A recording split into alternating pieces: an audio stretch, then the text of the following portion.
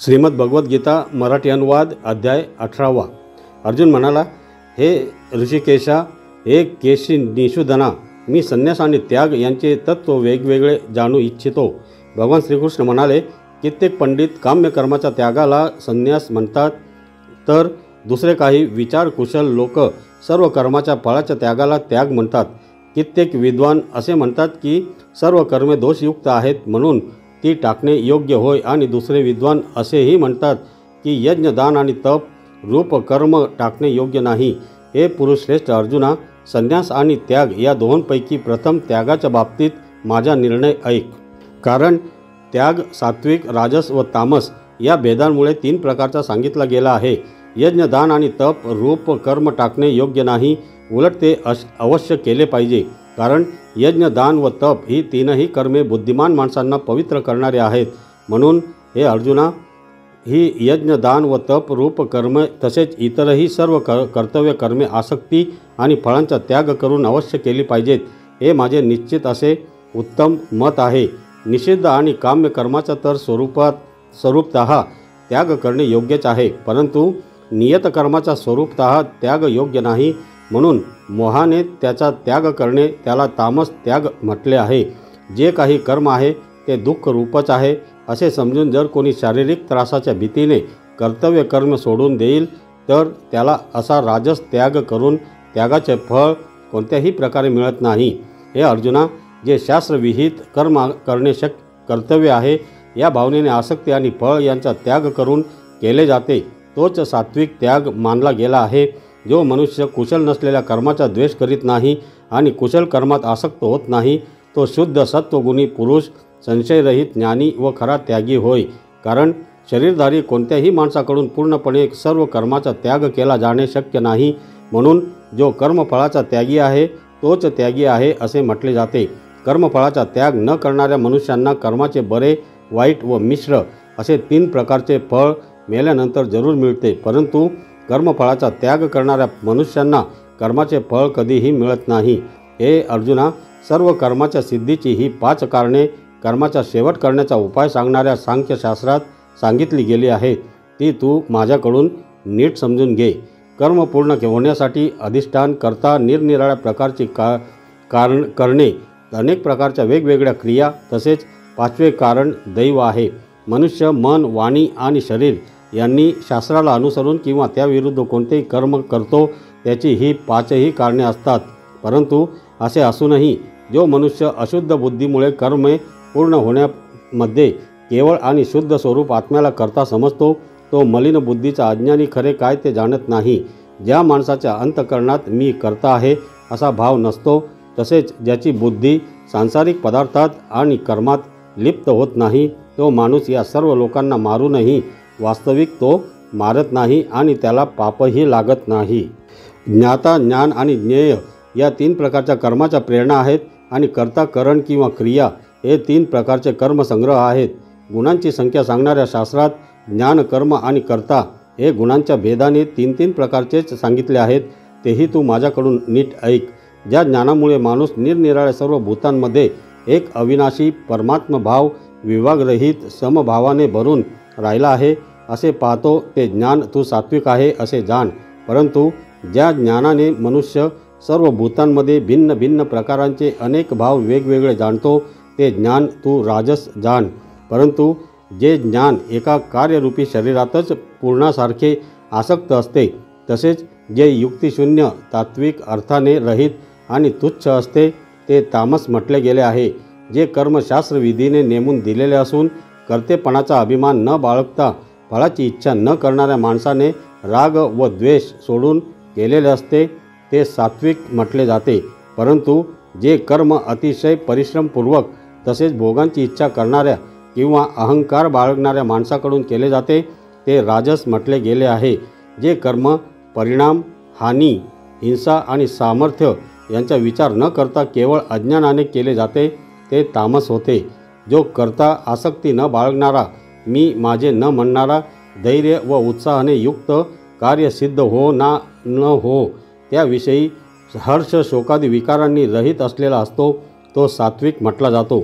जो करता आसक्ती असलेला, कर्माच्या फळांची इच्छा बाळगणारा लोभी, इतरांना पीडा देण्याचा स्वभाव असलेला, अशुद्ध आचरणाचा आणि हर्ष शोक यांनी युक्त असतो तो राजस म्हटला जातो.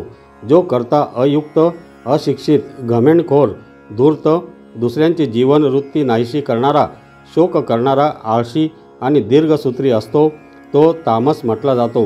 हे अर्जुना, आता बुद्धीचे व धृतीचेही गुणानुसार 3 प्रकारचे भेद माझ्याकडून पूर्णपणे विभागपूर्वक सांगितले जात आहेत, ते तू ऐक. हे अर्जुना, जी बुद्धी प्रवृत्ती मार्ग व निवृत्ती मार्ग, कर्तव्य व अकर्तव्य, भय व अभय तसेच बंधन व मोक्ष यथार्थपणे जाणते ती सात्विक बुद्धी होय.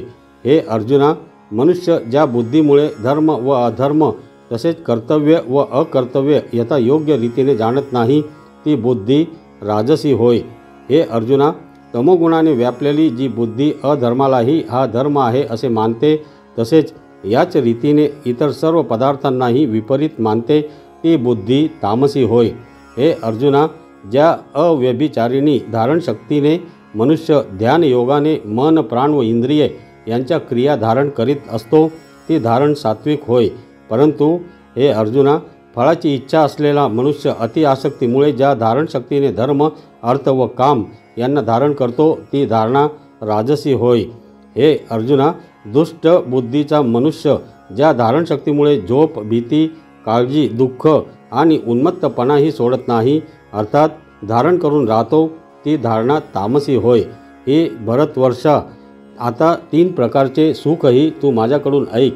ज्या सुखात साधक भजन, ध्यान आणि सेवा इत्यादींच्या अभ्यासाने रमतो आणि ज्यामुळे त्याचे दुःख नाहीसे होते, जे आरंभी जरी विषाप्रमाणे वाटले तरी परिणामी अमृताप्रमाणे असते, ते परमात्मविषयक बुद्धीच्या प्रसादाने उत्पन्न होणारे सुख सात्विक म्हटले गेले आहे. जे सुख विषय आणि इंद्रिये यांच्या संयोगाने उत्पन्न होते ते प्रथम भोगताना अमृतासारखे वाटत असले तरी परिणामी विषासारखे असते, म्हणून ते सुख राजस म्हटले गेले आहे. जे सुख भोगकाळी आणि परिणामीही आत्म्याला मोह पाडणारे असते ते झोप, आळस व प्रमाद यापासून उत्पन्न झालेले सुख तामस म्हटले आहे. पृथ्वीवर, आकाशात किंवा देवात तसेच यांच्याशिवाय इतरत्र कोठेही असा कोणताच प्राणी किंवा पदार्थ नाही की जो प्रकृतीपासून उत्पन्न झालेल्या या 3 गुणांनी रहित असेल. हे अर्जुना, ब्राह्मण, क्षत्रिय, वैश्य आणि शूद्र यांची कर्मे स्वभावतः उत्पन्न झालेल्या गुणांमुळे निरनिराळी केली गेली आहेत. अंतःकरणाचा निग्रह, इंद्रियांवर ताबा ठेवणे, धर्मासाठी कष्ट सहन करणे, अंतर्बाह्य शुद्ध राहणे, दुसऱ्यांच्या अपराधांना क्षमा करणे, मन, इंद्रिय व शरीर सरळ राखणे, वेदशास्त्र, ईश्वर व परलोक इत्यादींवर विश्वास ठेवणे, वेदशास्त्रांचे अध्यापन करणे आणि परमात्म तत्वाचा अनुभव घेणे ही सर्वच्या सर्व ब्राह्मणाची स्वाभाविक कर्मे आहेत. शौर्य, तेज, धैर्य, चातुर्य, युद्धातून पलायन न करणे, दान देणे आणि स्वाभिमान ही सर्वच्या सर्व क्षत्रियांची स्वाभाविक कर्मे आहेत. शेती, गोपालन आणि क्रय विक्रय रूप सत्य व्यवहार ही वैश्याची स्वाभाविक कर्मे आहेत. तसेच सर्व वर्णांची सेवा करणे हे शूद्राचेही स्वाभाविक कर्म आहे. आपापल्या स्वाभाविक कर्मात तत्पर असलेल्या मनुष्यास भगवत प्राप्ती रूप परम सिद्धीचा लाभ होतो. आपल्या स्वाभाविक कर्मात रत असलेल्या मनुष्य ज्या रीतीने कर्म करून परमसिद्धीला प्राप्त होतो ती रीत तू ऐक. ज्या परमेश्वरापासून सर्व प्राण्यांची उत्पत्ती झाली आहे आणि ज्याने हे सर्व जग व्यापले आहे त्या परमेश्वराची आपल्या स्वाभाविक कर्मांनी पूजा करून मनुष्य परमसिद्धी मिळवितो. उत्तम प्रकारे आचरलेल्या दुसऱ्याच्या धर्मापेक्षा वैगुण्य असलेलाही आपला धर्म श्रेष्ठ आहे, कारण स्वभावाने नेमून दिलेले स्वधर्मरूप कर्म करणाऱ्या माणसाला पाप लागत नाही. म्हणून हे अर्जुना, सदोष असले तरीही स्वाभाविक कर्म सोडून देऊ नये, कारण धुराने जसा अग्नी तशी सर्व कर्मे कोणत्या ना कोणत्या दोषाने युक्त असतात. सर्वत्र आसक्तीरहित बुद्धी असलेला निस्पृह आणि अंतःकरण जिंकलेला मनुष्य सांख्य योगाने त्या क्षेत्र नैष्कर्म्य सिद्धीला प्राप्त होतो. हे अर्जुना, जी ज्ञानयोगाची अंतिम स्थिती आहे त्या नैष्कर्म्य सिद्धीला ज्या रीतीने प्राप्त होऊन मनुष्य ब्रह्माला प्राप्त होतो ती रीत थोडक्यात तू माझ्याकडून समजून घे. विशुद्ध बुद्धीने युक्त, हलके, सात्विक आणि नियमित भोजन घेणारा, शब्दादी विषयांचा त्याग करून एकांतात शुद्ध ठिकाणी राहणारा, सात्विक धारणाशक्तीने अंतःकरण व इंद्रिय यांच्यावर संयम ठेवून मन, वाणी आणि शरीर ताब्यात ठेवणारा, राग द्वेष पूर्णपणे नाहीसे करून चांगल्या प्रकारे दृढ वैराग्याचा आश्रय घेणारा, अहंकार, बळ, घमेंड, कामना, क्रोध, संग्रहवृत्ती यांचा त्याग करून नेहमी ध्यान योगात तत्पर असणारा, ममता रहित व शांतियुक्त असा पुरुष सच्चिदानंद घन ब्रह्मामध्ये एकरूप होऊन राहण्यास पात्र होतो. मग तो सच्चिदानंद घन ब्रह्मात तद्रूप झालेला प्रसन्न चित्ताचा योगी कशाबद्दलही शोक करीत नाही आणि कशाचीही इच्छा करीत नाही असा सर्व प्राण्यांच्या ठिकाणी समभाव बाळगणारा योगी माझ्या पराभक्तीला प्राप्त होतो. त्या पराभक्तीच्या योगाने तो मज परमात्म्याला मी जो आणि जसा आहे अगदी बरोबर तसाच तत्वता जाणतो. तसेच त्या भक्तीने मला तत्वता जाणून त्याच वेळी माझ्यात प्रविष्ट होतो. माझ्या आश्रयाने राहणारा कर्मयोगी सर्व कर्मे नेहमी करीत असला तरी माझ्या कृपेने सनातन अविनाशी परमपदाला प्राप्त होतो. सर्व कर्मे मनाने माझ्या ठिकाणी अर्पण करून तसेच समबुद्धी रूप योगाचा अवलंब करून मतपरायण आणि निरंतर माझ्या ठिकाणी चित्त असलेला हो. वर सांगितल्याप्रमाणे माझ्या ठिकाणी चित्त ठेवल्याने तू माझ्या कृपेने सर्व संकटातून सहजच पार होशील आणि जर अहंकारामुळे माझे सांगणे न ऐकशील तर नष्ट होशील, अर्थात परमार्थाला मुकशील. तू अहंकार धरून मी युद्ध करणार नाही असे मानतोस तो तुझा निश्चय व्यर्थ आहे, कारण तुझा स्वभाव तुला जबरदस्तीने युद्ध करावयास लावील. हे अर्जुना, जे कर्म तू मोहामुळे करू इच्छित नाहीस तेही आपल्या पूर्वकृत स्वाभाविक कर्माने बद्ध असल्यामुळे पराधीन होऊन करशील. हे अर्जुना, अंतर्यामी परमेश्वर आपल्या मायेने शरीररूपी यंत्रावर आरूढ झालेल्या सर्व प्राण्यांना त्यांच्या कर्मानुसार फिरवीत सर्व प्राण्यांच्या हृदयात राहिला आहे. हे अर्जुना, तू सर्व प्रकारे त्या परमेश्वरालाच शरण जा. त्या परमात्म्याच्या कृपेनेच तुला परमशांती आणि सनातन परमधाम मिळेल. अशा प्रकारे हे गोपनीयहूनही अतिगोपनीय ज्ञान मी तुला सांगितले. आता तू या रहस्यमय ज्ञानाचा संपूर्णपणे चांगला विचार करून मग जसे तुला आवडेल तसे कर. सर्व गोपनीयहून अतिगोपनीय माझे परम रहस्ययुक्त वचन तू पुन्हा ऐक. तू माझा अत्यंत आवडता आहेस म्हणून हे परम हितकारक वचन मी तुला सांगणार आहे. तू माझ्या ठिकाणी मन ठेव, माझा भक्त हो, माझे पूजन कर आणि मला नमस्कार कर. असे केले असता तू मलाच येऊन मिळशील. हे मी तुला सत्य प्रतिज्ञापूर्वक सांगतो, कारण तू माझा अत्यंत आवडता आहेस. सर्व धर्म म्हणजे सर्व कर्तव्य कर्म मला अर्पण करून तू केवळ सर्व शक्तिमान सर्वाधार अशा मला परमेश्वरालाच शरण ये. मी तुला सर्व पापांपासून सोडवून तू शोक करू नकोस. हा गीतारूप रहस्यमय उपदेश कधीही तप न करणाऱ्या माणसाला सांगू नये, तसेच भक्तिहीन माणसाला आणि ऐकण्याची इच्छा नसणाऱ्यालाही सांगू नये. त्याचप्रमाणे माझ्यामध्ये दोष पाहणाऱ्याला तर कधीही सांगू नये. जो पुरुष माझ्या ठिकाणी परम प्रेम ठेवून हे परम रहस्ययुक्त गीताशास्त्र माझ्या भक्तांना सांगेल तो मलाच प्राप्त होईल, यात मुळीच शंका नाही. माझे अत्यंत प्रिय कार्य करणारा त्याहून अधिक मनुष्यात कोणीही नाही. तसेच पृथ्वीवर त्याच्याहून अधिक मला प्रिय दुसरा कोणी भविष्यकाळी होणारही नाही. जो पुरुष आम्हा दोघांच्या धर्ममय संवादरूप या गीताशास्त्राचे अध्ययन करील त्याच्याकडूनही मी ज्ञानयज्ञाने पूजित होईल असे माझे मत आहे. जो मनुष्य श्रद्धायुक्त होऊन दोषदृष्टी न ठेवता या गीताशास्त्राचे श्रवण करील तोही पापांपासून मुक्त होऊन पुण्यकर्म करणाऱ्यांच्या श्रेष्ठ लोकांना प्राप्त होईल. हे अर्जुना, हे गीताशास्त्र तू एकाग्र चित्ताने ऐकलेस का? आणि हे धनंजया अर्जुना, तुझ्या अज्ञानातून उत्पन्न झालेला मोह नाहीसा झाला का? अर्जुन म्हणाला, हे श्रीकृष्णा, आपल्या कृपेने माझा मोह नाहीसा झाला आणि मला स्मृती प्राप्त झाली. आता मी संशयरहित होऊन राहिलो आहे, म्हणून मी आपल्या आज्ञेचे पालन करीन.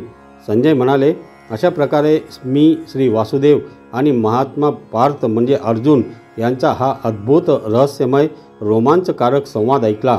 श्री व्यासांच्या कृपेने दिव्यदृष्टी मिळवून मी हा परम गोपनीय योग अर्जुनाला सांगत असताना स्वतः योगेश्वर भगवान श्रीकृष्णांकडून प्रत्यक्ष ऐकला आहे.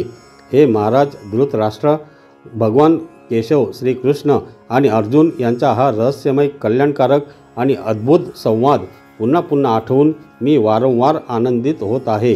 हे महाराज, श्रीहरीचे ते अत्यंत अलौकिक रूपही वरचेवर आठवून माझ्या मनाला खूप आश्चर्य वाटत आहे आणि मी वारंवार हर्षपुलकित होत आहे.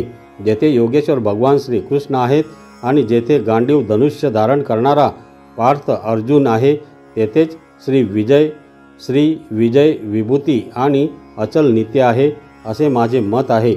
ओम हे परमसत्य आहे. याप्रमाणे श्रीमद भगवद्गीता रूपी उपनिषद तथा ब्रह्मविद्या आणि योगशास्त्राविषयी श्रीकृष्ण आणि अर्जुन यांच्या संवादातील मोक्ष संन्यास योग नावाचा हा 18वा अध्याय येथे समाप्त झाला. धन्यवाद.